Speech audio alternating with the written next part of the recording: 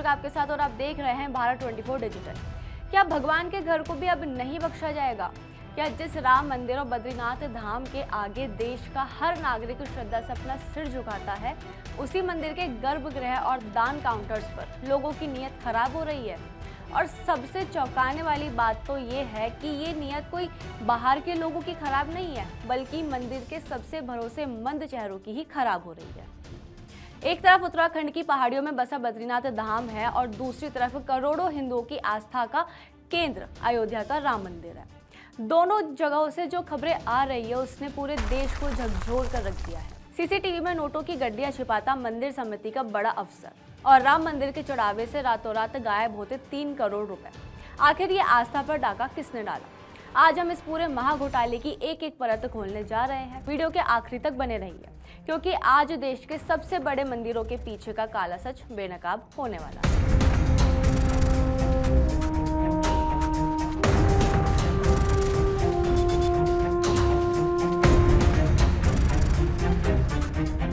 भारत में मंदिरों को केवल पूजा का स्थान नहीं माना जाता, वो हमारी आत्मा और आस्था का अटूट हिस्सा होता है। एक गरीब अपने दिन भर की दिहाड़ी से अगर 10 रुपए भी बचाता है तो उसे गुल्लक में डालने के बजाय भगवान के चरणों में चढ़ा देता है। लेकिन जब उसको पता चले कि उसके उसी आस्था के पैसे को मंदिर के बड़े बड़े वीआईपी और रसूखदार लोग अपनी जेबों में भर रहे हैं तो दिल टूट जाता है। उत्तराखंड के बद्रीनाथ धाम और उत्तर प्रदेश के अयोध्या में जो कुछ भी हुआ उसने पूरे सिस्टम पर गंभीर सवाल खड़े कर दिए हैं। एक तरफ बद्रीनाथ केदारनाथ मंदिर समिति के अध्यक्ष के निलंबित पीए प्रमोद नौटियाल को पुलिस ने गिरफ्तार कर लिया है, तो दूसरी तरफ अयोध्या राम मंदिर ट्रस्ट के बड़े चेहरों को अपने पदों से इस्तीफा देना पड़ा है। आइए सबसे पहले आपको ले चलते हैं बद्रीनाथ धाम।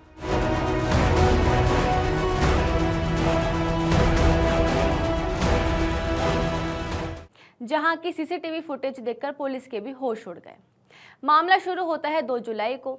बद्रीनाथ धाम में हर रोज की तरह श्रद्धालुओं के चढ़ावे और दान की गिनती चल रही थी। अचानक कुछ गड़बड़ी की आशंका होती है जब मंदिर समिति के लोग सीसीटीवी फुटेज में वे कई बार मोबाइल के नीचे और जेब में मंदिर के चढ़ावे से जुड़ी सामग्री ले जाते हुए दिखाई दिए। इसी आधार पर पहले उन्हें निलंबित किया गया और बाद में उनके खिलाफ बद्रीनाथ थाने में मुकदमा दर्ज किया गया। पुलिस का दावा है कि जांच के दौरान नौटियाल के पास एक शालिग्राम शिला और बीकेटीसी का जारी किया हुआ लैपटॉप बरामद हुआ है। एसआईटी के अनुसार सीसीटीवी गवाहों के बयान और अन्य दस्तावेजों के आधार पर मनी ट्रेल समेत पूरी घटनाक्रम की जांच की जा रही है। हालांकि अब तक उनके पास से किसी नकदी की बरामदगी नहीं हुई है। वहीं प्रमोद नौटियाल ने सभी आरोपों से इनकार कर दिया है। विभागीय जांच में उन्होंने कहा कि सीसीटीवी में मोबाइल के नीचे दिखाई देने वाली वस्तु नोटों की गड्डी नहीं बल्कि उनकी नोटबुक थी।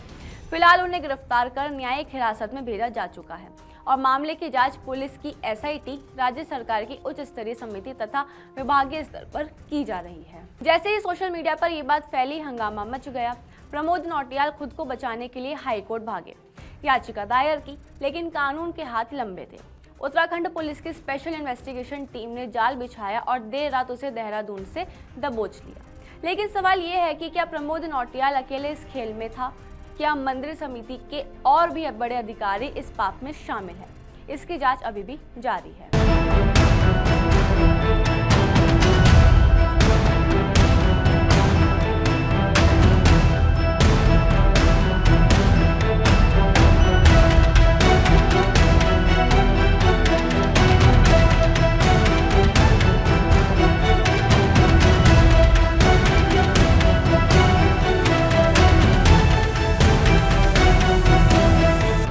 मंदिर में चढ़ावा चोरी का जो मामला सामने आया आप वो जानते ही हैं, जिसने पूरे देश की सियासत और आस्था में भूचाल ला दिया है। अयोध्या का राम मंदिर, जहां करोड़ों राम भक्तों की सांसें बसती है। लेकिन इस मंदिर के ट्रस्ट में क्या चल रहा था? राम जन्मभूमि तीर्थ क्षेत्र ट्रस्ट के कोषाध्यक्ष स्वामी गोविंद देव गिरी महाराज ने पहली बार कैमरे के सामने आकर यह कबूल किया कि राम मंदिर में सुपरविजन की भारी कमी थी और चढ़ावे के पैसों में धांधली हुई है। जब उनसे पूछा गया कि कितनी चोरी हुई तो उन्होंने कहा उनके निजी अनुमान के मुताबिक ये आंकड़ा करीब 3 करोड़ रुपए का हो सकता है। जी हाँ, आपने सही सुना, 3 करोड़ रुपए। पुलिस और एसआईटी की जांच में पता चला कि इस खेल में स्टेट बैंक ऑफ इंडिया यानी एसबीआई के कर्मचारी भी शामिल थे। रोजाना करीब 6 से 8 लाख रुपए चढ़ावे की पेटी से गायब किए जा रहे थे। जब पानी सिर से ऊपर चला गया तो उत्तर प्रदेश सरकार को एसआईटी गठित करनी पड़ी और इस महाविवाद का नतीजा देखिए।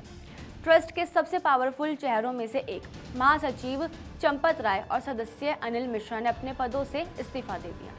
हालांकि गोविंद देव गिरी महाराज ने खुद इस्तीफा देने से मना कर दिया और कहा कि वो छत्रपति शिवाजी महाराज के वंशज हैं और रन छोड़कर नहीं भागेंगे। जब ऐसे संवेदनशील मुद्दों पर चोरियां होती है तो राजनीति भी गर्मा जाती है। अयोध्या में राम मंदिर चोरी के बाद मुख्यमंत्री योगी आदित्यनाथ ने तुरंत जांच के आदेश दिए थे। अब सवाल उठता है कि आगे क्या होगा। बद्रीनाथ के मामले में एसआईटी अब पिछले 3 सालों के बैंक खातों और सीसीटीवी फुटेज को खंगाल रही है। वहीं राम मंदिर के मामले में एसआईटी 8 लोगों को सलाखों के पीछे भेज चुकी है। वहीं चढ़ावा चोरी के बाद श्री राम जन्मभूमि तीर्थ ट्रस्ट ने बड़ा फैसला लिया। अयोध्या के राम मंदिर में अब आय व्यय और चढ़ावे का पूरा हिसाब ऑनलाइन अवेलेबल होगा। श्री राम जन्मभूमि तीर्थ ट्रस्ट ने पारदर्शिता बढ़ाने के लिए ये फैसला लिया है और अब ये जो नई व्यवस्था होगी इसके तहत ऑनलाइन पूरे खर्चे का हिसाब अवेलेबल। राम मंदिर में चढ़ावा चोरी को लेकर उठे सवालों के बाद श्री राम जन्मभूमि तीर्थ क्षेत्र ट्रस्ट ने एक बड़ा फैसला लिया। अयोध्या के राम मंदिर में अब आय व्यय और चढ़ावे का पूरा हिसाब ऑनलाइन अवेलेबल होगा। श्री राम जन्मभूमि तीर्थ क्षेत्र ट्रस्ट ने पारदर्शिता बढ़ाने के लिए फैसला लिया और अब ये जो नई व्यवस्था होगी इसके तहत में ऑनलाइन राम मंदिर ट्रस्ट के खर्च का पूरा ब्यौरा अवेलेबल होने वाला है। तो क्या बदलाव किए गए हैं? एक तो सबसे पहले जो भी खर्च होगा, जो भी पैसा आएगा, उसका पूरा ब्यौरा अब आपको ऑनलाइन अवेलेबल होगा। दान पात्र, दान काउंटर, विदेशी दान, बैंक ब्याज, मंदिर की आय, खर्च, श्रद्धालुओं के बहुमूल्य दानों का पूरा रिकॉर्ड अब ऑनलाइन अवेलेबल होगा। आधिकारिक वेबसाइट पर हर महीने इसका पूरा जो ब्यौरा है वो अपलोड किया जाएगा ताकि ट्रांसपेरेंसी हो। कितना चंदा आया, कितना पैसा खर्च हुआ, ट्रस्ट ने कहाँ कितना स्पेंड किया, सारा जो ब्यौरा होगा वो ऑनलाइन अवेलेबल होगा। अब तक ट्रस्ट हर 4 महीने में होने वाली बैठक में केवल ट्रस्टीज के सामने आय और व्यय का ब्यौरा जो है वो रखा करती थी। बहुमूल्य दानों की जानकारी भी सीमित स्तर पर साझा की जाती थी, लेकिन अब इसे सार्वजनिक करने की तैयारी की गई है। पहली बार रामलला को चढ़ाई गई बहुमूल्य वस्तुओं का रिकॉर्ड भी सार्वजनिक किया जाएगा और साथ ही मंदिर के निर्माण और अन्य खर्चों का पूरा हिसाब श्रद्धालु ऑनलाइन देख पाएंगे। इससे पहले राम मंदिर चंदा चोरी विवाद के बाद 6 जुलाई को ट्रस्ट ने कई बहुमूल्य दानों की जानकारी सार्वजनिक भी की थी। इनमें स्वर्ण मंडित रामचरितमानस, बहुमूल्य हार। आइए एक बार मैं आपको तस्वीरें दिखाती हूँ। देखिए ये सारा वो ये कह लीजिए चढ़ावा है जो राम मंदिर में चढ़ाया गया था।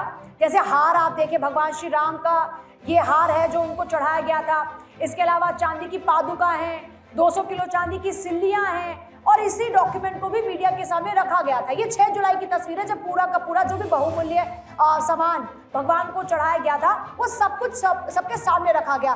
ये वो रामचरितमानस जिसका आपने जिक्र बहुत बार सुना होगा, तो वो रामचरितमानस भी आपको यहाँ पर नजर आएगी। इस सब के बीच में 22 जुलाई को श्री राम जन्मभूमि तीर्थ क्षेत्र ट्रस्ट की अहम बैठक होने वाली है और इस बैठक में भी कई महत्वपूर्ण फैसले लिए जा सकते हैं। एक बार फिर से मैं आपको तस्वीर दिखा रही हूँ जहाँ पर आपको भगवान श्री राम को चढ़ाया गया हार है, चरण पादुका आपको यहाँ पर नजर आएंगी, रामचरितमानस आपको नजर आएगा जिसका जिक्र हो रहा था कि वो रामचरितमानस आखिर है कहाँ।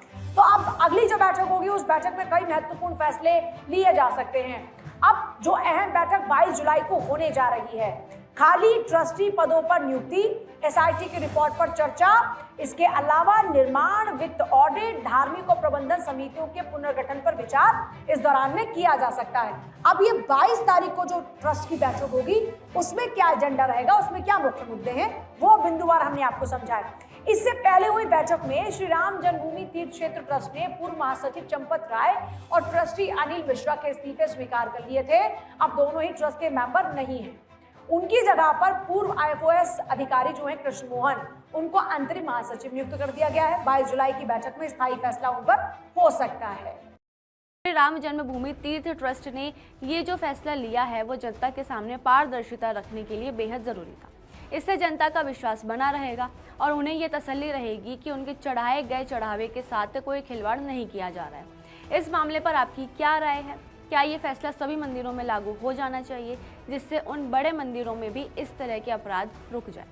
राम मंदिर, बद्रीनाथ या भारत में कोई भी मंदिर से हर सनातनी की भावनाएं जुड़ी होती है। ऐसे में इस तरह के अपराध हर सनातनी व्यक्ति को ठेस पहुंचाते हैं। आपको क्या लगता है? क्या इस तरह की हरकत करने वाले अपराधियों को उम्र कैद जैसी सख्त सजा मिलनी चाहिए? अपनी राय नीचे कमेंट बॉक्स में ज़रूर लिखिए। इस वीडियो को ज़्यादा से ज़्यादा शेयर कीजिए और वीडियो पसंद आया हो तो वीडियो को लाइक करें और चैनल को सब्सक्राइब करना ना भूलें।